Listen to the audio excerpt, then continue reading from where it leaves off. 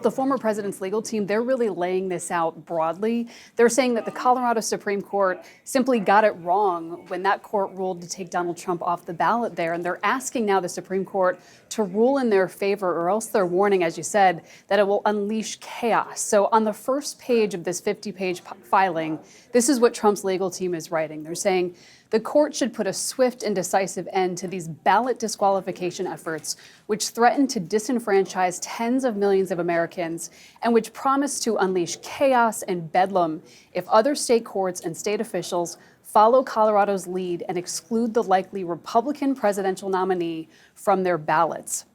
So what we're seeing today from Trump's team is really the opening step for this case to get in motion at the Supreme Court. Trump has filed his brief today. The voters who actually won this in Colorado, they'll file their brief by the end of the month, and then this case will be heard by the High Court February 8th. This is very much fast-tracking a hugely consequential case. It needs to really be decided quickly because these primaries are playing out around the country. Right now, though, all of the decisions that ruled against Trump, they've been paused. So Trump's name, in fact, will appear on the primary ballot, even in Colorado, in Maine. Those are two of the states that have ruled against him. But the Supreme Court really does need to decide this issue very soon to get things settled, just in case, as is potential, that Trump is the Republican nominee and if he needs to appear on that general election ballot in November.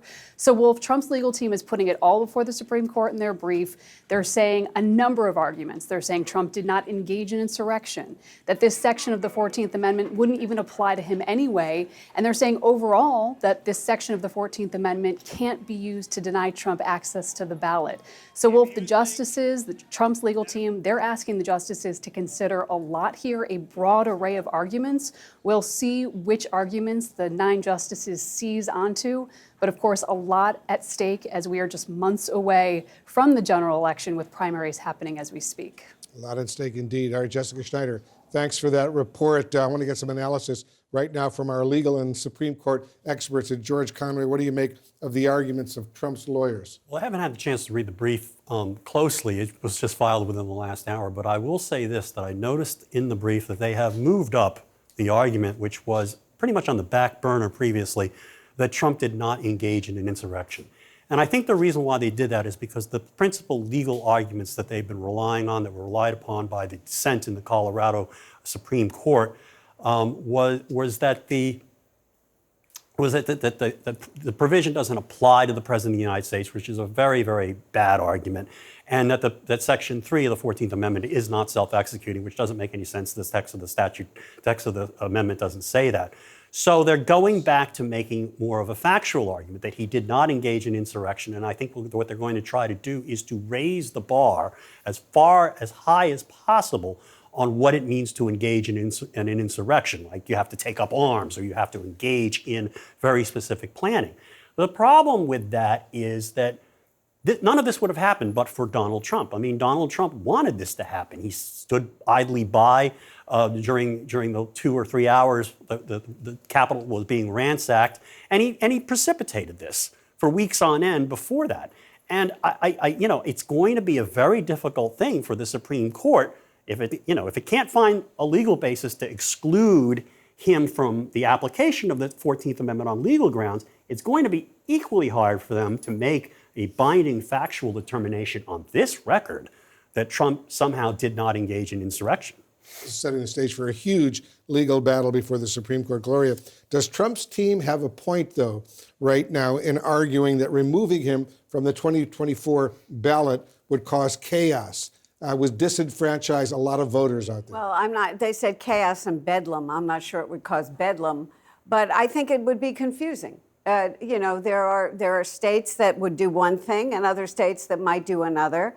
And when you're having a national election and you have a candidate and he could very well be the Republican nominee, you can't be on the ballot in some states and not on the ballot in other states. So what we're looking for is a definitive answer from the Supreme Court, and it ought to come quickly, as Jessica was saying, because the primaries are ongoing. And so we need a definitive, ruling from the court. We certainly do. Joan Biskupik, you're our Supreme Court analyst. You know the Supreme Court. It does not want to get political, as all of us know. But what are the implications of the Supreme Court taking this case on?